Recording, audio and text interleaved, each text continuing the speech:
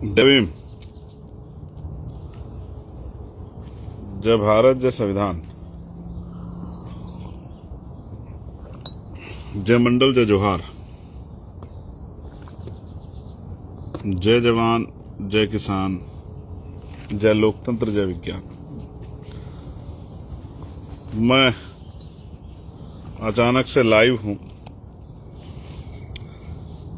Instagram पे, और एक विषय था जिसको लेके मुझे लाइव आना पड़ा।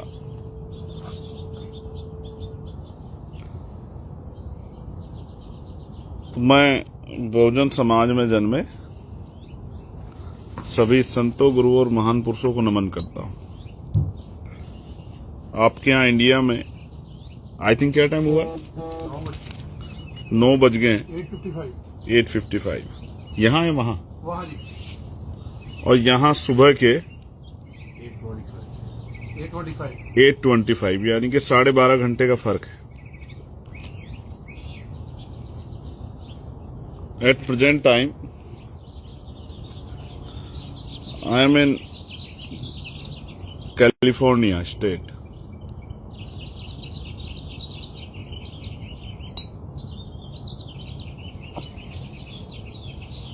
मेरे ऊपर जो आसमान आप देख रहे हैं बड़ा नीला है। ऐसा आसमान भारत में कभी कभी दिखाई देता है, वो भी तब जब बहुत जोर की बारिश हो और सारा पोल्यूशन धुल जाए, तब वो दिखाई देता है। लेकिन यहाँ ये इस तरह का मौसम परमानेंट है। मेरी बात मैं आपको क्यों कह रहा हूं? मैं इसकी तारीफ नहीं कर रहा हूं कि भाई ये इन्होंने बहुत अच्छा किया। इन्होंने अच्छा किया अपने और अपने बच्चों के लिए, अपने स्टेट के लिए, अपनी कंट्री के लिए। लेकिन ऐसा नहीं कि यहाँ ट्रैफिक कम है। ट्रैफिक यहाँ भी बहुत है। इंडस्ट्रियल एरिया यहाँ पर भी है। ये देश भी दुनिया में एक बड़ी शक्ति है। लेकिन जब यहां की तुलना में अपने देश को देखता हूं तो मन में बेचैनी, तकलीफ तो होती है कि क्यों हमारे लीडर्स वो नहीं कर पाए, या उन्होंने उस तरह के प्रयास नहीं किए। जिस तरह की शिक्षा, जिस तरह की चिकित्सा, जिस तरह के रोजगार, जिस तरह कानून व्यवस्था, जिस तरह का एटमॉस्फेयर वहां होना चाहिए था, ऐसा क्यों नहीं बन पाया। और मैं फिर आपसे कहूंगा, जनता से सवाल है लेकिन सरकारों से भी सवाल है, क्योंकि कानून बनाने के साथ साथ कानून को इम्प्लीमेंट कराना, उसको लागू कराना, उसकी समीक्षा करना, उसकी देखरेख करना, कहीं अगर कोई नहीं हो रहा उसको उस पर सख्ती से काम करना, ये सरकारों की जिम्मेदारी। तो जितना मैंने समझा है, मैं बहुत जिम्मेदारी से कह सकता हूं कि जब तक हम अपने अंदर पहले हम खुद को नहीं बदलेंगे, तब तक हमारा गांव, हमारा कस्बा, हमारा शहर, हमारा जिला, हमारा प्रदेश, हमारा राष्ट्र नहीं बदलेगा, हमारा देश नहीं बदलेगा। पहले हमें खुद को बदलना होगा। पहले हमें एक जिम्मेदार नागरिक बनना होगा। अपनी जिम्मेदारियों को उठाना पड़ेगा।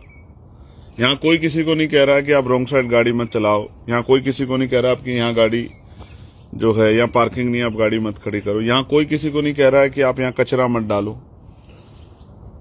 यहाँ कोई किसी को नहीं कह रहा कि आप यहाँ गंदगी मत करो, क्योंकि यहाँ का हर एक व्यक्ति, यहाँ जो एजुकेशन सिस्टम है उसको इतना मजबूत बनाया गया है कि बच्चे को जब वो छोटा है तभी उसको समझाया जा रहा है कि आपको किस तरह से जो है अपने जीवन को आगे बढ़ाना है।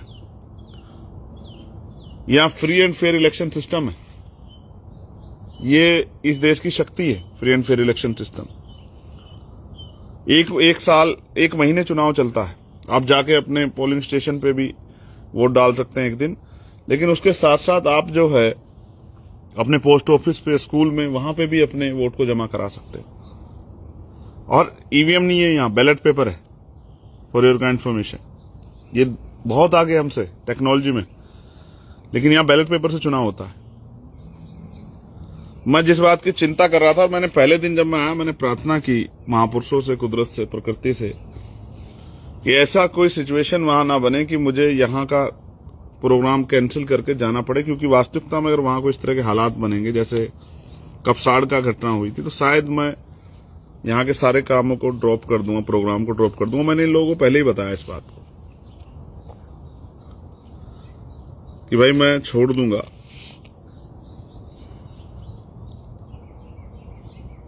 नहीं रह पाऊंगा अगर वहां इस तरह की सिचुएशन हो, क्योंकि मेरी जिम्मेदारी उन लोगों के प्रति है, नगीना के लोगों के प्रति भी, मेरे जिले के लोगों के प्रति, प्रदेश के लोगों के प्रति, मेरे देश के लोगों के प्रति, और उन हर कमजोर, शोषित, वंचित बहुजन समाज के हर उस व्यक्ति के लिए, संविधान को मानने वाले हर उस व्यक्ति के लिए जिन्होंने हमें शक्ति दी है, ताकत दी है, जिनकी वजह से मैं यहां तक पहुंचा हूं, वो तमाम हमारे महापुरुष जिनकी शिक्षाओं ने हमें हिम्मत दी है। अगर आवश्यकता पड़ेगी तो मैं तत्काल यहां से जा सकता हूं। ये बात मैंने इनको पहले बताई है प्रोग्राम में, मुझे एज ए चीफ गेस्ट बुलाने से पहले। लेकिन मैं आपको भी ये कह रहा हूं, मैंने पिछले 4-5-6 दिनों में देखा बाबा साहब की मूर्तियों को एक तरफ पूरे देश में बाबा साहब की का जो है कि शोभा यात्रा जयंती पे, और बाबा साहब के लिए मजबूत कार्यक्रम हुए हैं उनके सम्मान में, और तमाम सरकारों ने अक्रॉस द पार्टी लाइन, तमाम पार्टियों ने बाबा साहब की जयंती कार्यक्रम किए हैं। लेकिन पिछले 8-10 दिन में बहुत सारे बाबा साहब के स्टैचू को तोड़ा गया, और क्योंकि हमारे लोग भावनात्मक रूप से बाबा साहब से इतना प्यार करते हैं, माँ बाप से भी ज्यादा, कि वो प्रोटेस्ट कर रहे हैं। जैसे ठाकुर द्वारा में तोड़ी गई है, जैसे लखीमपुर खीरी में एक घटना हुई है, जैसे गाजियाबाद में हुई है, और भी कई जगह से मेरे पास सूचना है व्हाट्सएप के जरिए ऑफिस में, कि कई जगह इस तरह की घटनाएं हुई। तो मुझे लगता है एक सोचा समझा प्लान टाइप लग रहा है, क्योंकि जब हम शक्ति बनाने की तरफ बढ़ रहे हैं, ऐसे में हमें अब हमारे रास्ते से भटकाने के लिए, हमारा ध्यान इधर उधर लगाने के लिए, जिससे कि हम अपनी मंजिल तक ना पहुंच जाए, ये ऐसा लगता है सोचा समझा एक प्लान है। मैं अपने नौजवान नेताओं से कहूंगा, समझदार नेताओं से, कि समझदारी दिखानी है, बहुत जल्दबाजी नहीं करनी है, बहुत जल्दबाजी नहीं करनी। चीजों को समझना है कि कोई कहीं को ट्रैप तो नहीं है। यहाँ सुबह सुबह मुझे लगा, जिस तरह की सूचनाएं, क्योंकि आपके यहाँ रात होने वाली है और यहाँ सुबह हुई है, मैंने जिस तरह के मैसेज देखे उसके बाद मुझे लगा कि कहीं एक सोचा समझा प्लान ट्रैप तो नहीं हो रहा है, हम लोगों की एनर्जी को गलत जगह लगाने का, और हमारे साथियों को जो संघर्ष कर रहे हैं सत्ता बनाने के लिए, शक्ति बनाने के लिए, उनको मुसीबत में डालने का कोई ट्रैप तो नहीं। जिस तरह मैं सोच सकता हूं, मैं उस आधार पर मेरा निर्णय निकला है कि मुझे लगता है एक प्लान है, और हमें खबरदार होना पड़ेगा, समझदार होना पड़ेगा, और नजर रखनी पड़ेगी कि प्लान में कौन कौन शामिल है और ये प्लान क्यों किया जा रहा है।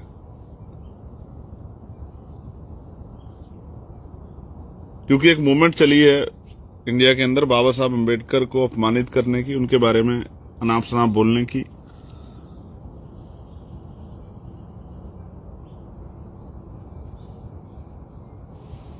ये एक मूवमेंट जो है चली है, और इस बात को हम लोग समझ रहे हैं।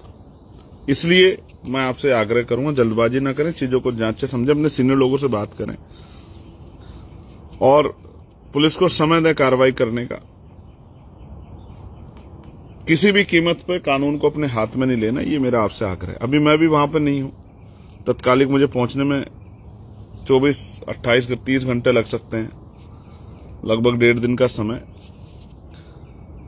अगर मैं तत्कालिक भी चलूंगा तो। लेकिन मैं आपसे आग्रह करूंगा कि ये इस तरह का की चीजों में फंस के आप अपने आप को मुसीबत में ना डालें, समझदारी दिखाएं। अपने जिले के, प्रदेश के सीनियर नेता, राष्ट्रीय स्तर के जो हमारी पार्टी के संगठन के नेता, उनसे बात करें अगर कहीं कोई ऐसी घटना हो जाए। और ये क्योंकि ये इंस्टाग्राम बहुत लोगों गांव-गांव तक लोग इससे जुड़े हुए हैं, तो मुझे लगता है ये बात दूर तक जाएगी। उनसे मेरा अपील है, अगर कहीं भी आपके यहाँ इस तरह की अचानक से जहां कभी पहले इस तरह कोई घटना हो जाए, तो आप समझो कि ये कुछ जानबूझ के किया गया प्लान है, दो जातियों को आपस में लड़ाने का या उस तरह का माहौल खराब करने का, लॉ एंड ऑर्डर को डिस्टर्ब करने का सोचा। और सरकार को, पुलिस को भी इस पर ध्यान देना चाहिए, ऐसा मेरा आपसे आग्रह है। तो आप सबके लिए बहुत सारा प्यार, बहुत सारी मंगल कामनाएं। जल्द आपसे मुलाकात होगी। आप अपना ख्याल रखिए। आपका भाई चंद्रशेखर आजाद। यहां भी बहुत प्यार मिला है अपने साथियों का, और आप समझिए कि यहां तक आने के बाद यहां आरक्षण नहीं है, यहां सरकारी जॉब्स में बहुत तो हमारे लोग नहीं है, लेकिन उन्होंने अपने बिजनेस, अपने रोजगार, अपने छोटे छोटे काम किए हैं। और वो इस बात का उदाहरण है कि हम में काबिलियत में कमी नहीं है, लेकिन भारत में अवसर की समता नहीं है। क्योंकि अगर हम रोजगार करना चाहें तो आर्थिक स्थिति कमजोर हो तो लोन नहीं मिल रहे हैं, जमीनें हमारे पास है नहीं, बहुत बड़े बैंक बैलेंस हमारे पास नहीं है, बहुत बड़ी जो है उस तरह के व्यापार हम पे नहीं है। तो हम पे तो शिक्षा एक हथियार है वहां, जिसके जरिए हम आगे बढ़ सकते हैं। और इसलिए हमारे लोगों का बहुत ज्यादा ध्यान सरकारी नौकरियों पर रहता है। प्राइवेट सेक्टर से तो हम बहुत दूर हैं, लेकिन यहां हमारे लोगों ने अपने होटल्स बनाए, अपने बिजनेस करने, अपनी कंपनियां खोली हैं, और तमाम तरह के अपने जो हैं कंस्ट्रक्शन के कामों में हमारे लोगों ने हाथ आजमाए। एक बात और है, हमारे साथी हैं जगन साहब, उनकी बिटिया की शादी है, और पिछली बार जब शादी थी तो मेरी वजह से उन्होंने डेट आगे की थी। आज भी उनके यहाँ शादी है, लेकिन मैं उनसे दूर हूं। और जगन भाई जब इसको सुनेंगे तो मैं उनको बता दूं, हालांकि मैं शादियों में नहीं जाता, मगर मेरे बहुत अच्छे साथी, मैं बहुत जल्द जब आऊंगा तो बेटी के घर ही जाऊंगा आपके साथ मिलने के लिए। मैं आपको बहुत कम कोशिश करता हूं कि मैं कोई वादा कर लूं तो कमजोर पड़ जाए, लेकिन सिचुएशन इस तरह की है, कभी कभी हो जाता है। तो आप सबके लिए मंगल कामनाएं। जय भीम, जय भारत, जय संविधान, जय मंडल, जय जोहार, जय लोकतंत्र, जय विज्ञान, जय जवान, जय किसान। मैं आपका भाई चंद्रशेखर। आप सबके लिए मंगल कामना। प्रकृति से प्रार्थना, कुदरत से, सतगुरु महापुरुषों से कि अभी कुछ दिन जितने यहाँ मेरे यहाँ प्रोग्राम है मेरे, इस तरह की स्थिति ना बने कि मेरा मन यहाँ ना लगे और मुझे उधर की तरफ दौड़ना पड़े, क्योंकि मैं अपने लोगों पर जुल्म नहीं देख सकता हूं, उनको मुसीबत में नहीं देख सकता हूं। अपना ख्याल रखिए। जल्द आपसे मुलाकात होगी। और खाली मत बैठिए, काम जारी रखिए। बहुत बड़ी लड़ाई है, बहुत जिम्मेदारी है आप सब लोग कंधों पे, और हमें मिलके उस लड़ाई को लड़ना है। महापुरुषों कारवा को मंजिल तक पहुंचाना है। और खूब ज्ञान हासिल कीजिए। जो लोग पढ़ रहे हैं अपनी पढ़ाई को मजबूती से पढ़ाई करें। जो अपना रोजगार कर रहे हैं वो सम्मानित तरीके से रोजगार करें, और कुरीतियों को, बुराइयों को, नशे और तमाम तरह की चीजों को छोड़े। ये भी बहुत जरूरी है। ये बड़े इधर इन्होंने मेहनत करके बड़ा अपने आप को स्ट्रांग किया है। बड़ी बड़ी गाड़ियां, करोड़ों रुपए की गाड़ियां ये बेचारे इन्होंने खरीदी हैं। मैं इनको देखता हूं तो गौरवान्वित महसूस करता हूं। इनके बड़े बड़े घर देखता हूं तो मेरे मन में बड़ा गर्व आता है। लेकिन मैं तो ये स्थिति भारत में भी गरीब कमजोर समाज के लिए देखना चाहता हूं, और वो पॉलिसी बना के हो सकती है। उसके लिए राजनीतिक शक्ति बनानी पड़ेगी, और राजनीतिक शक्ति आपकी उंगलियों में है, जो बाबा साहब अम्बेडकर आपको देख गए। तो वहां काम करने वाले मैं अपने नौजवान साथियों से भी कहता हूं कि एक अवसर बने, इसके लिए आप लोगों को ज्यादा मेहनत करनी है। आप लोग भी संघर्ष करो, घर घर जाके मेरी बात को पहुंचाओ। और मैंने जब अपने यहाँ जो हम कॉमन एजुकेशन पॉलिसी, समान शिक्षा की बात कर रहे हैं, और वो जो मैंने आपको कहा कि सबके बच्चे सरकारी स्कूल में पढ़ेंगे, जब मैंने बात यहाँ बताई तो ये लोग बड़े खुश हुए। तो उन्होंने मुझसे चर्चाएं की कि भाई हमारे समय में भी बहुत महंगी थी शिक्षा, यहाँ आने के लिए, बहुत पढ़ने के लिए बहुत मुसीबतें झेलनी पड़ी, कर्ज लेने पड़े, उनको उतारने में समय लगा। तो अगर ऐसा कुछ होगा तो बहुत अच्छा होगा हमारे आने वाली पीढ़ियों के लिए, तमाम जाति धर्मों के गरीब बच्चों के लिए, जो परिवार सशक्त नहीं है। ये बड़े खुश हुए इस बात को जान के, और मैं भी आपको विश्वास दिलाता हूं कि हम लोग इसको करेंगे। हमारा पहला फोकस एजुकेशन पे होगा, हेल्थ पॉलिसी पे होगा, और लॉ एंड ऑर्डर पे होगा। कानून व्यवस्था को हम लोग इतना सुदृढ़ करेंगे कि किसी को असुरक्षा की भावना नहीं रहेगी कि उसकी हत्या हो सकती है, या किसी बहन बेटी का अपमान हो सकता है, या उनको नुकसान हो सकता है। ये तीन चार काम हमारी प्रायोरिटी है। पहला शिक्षा, दूसरा चिकित्सा, तीसरा रोजगार और चौथा कानून व्यवस्था। ये हमारी प्रायोरिटी है। ये 4 काम तो स्ट्रांगली करेंगे। और मैं तो तमाम जाति धर्मों के लोगों के घर घर तक जाऊंगा। अब जब जून में यात्रा शुरू होगी उनसे भी कहूंगा कि एक मौका दें आप इस प्रदेश को बदलने के लिए, जो प्रदेश कई अलग अलग नामों से जाना जाता है। आजकल बुलडोजर बाबा के नाम से जाना जाता है, न्याय व्यवस्था के नाम से नहीं जाना जाता, तरक्की के नाम से, विकास के नाम से नहीं जाना जाता। और उनका विकास भी चंद गलियों तक, चंद मोहल्लों तक, बड़े शहरों तक सीमित है। गांव में भी गरिमाई जीवन नहीं आया है। मेरे लोग जो हैं गरीब, तमाम जाति धर्मों के लोग, वो इंतजार में हैं कि कभी उनके जीवन में भी सवेरा आए। मैं जब उनके घरों में जाता हूं, उनके हालात देखता हूं, तो सोचता हूं कि 2 अलग अलग तरह के देश है। एक तरफ हैं जहां अमीर लोग रहते हैं और एक तरफ जहां गरीब लोग रहते हैं। और गरीब लोग बेचारे रह ही रहे, उनको कभी कभी लगता है पैदा ही क्यों हो गए। बाबा साहब ने कहा था जीवन लंबा नहीं महान होना चाहिए। ये जितने जीवन के दिन हैं उनको लगाना है महापुरुषों के काम में, उनके विचार, उनके विजन, उनके अधूरे कारवा को पूरा करने में।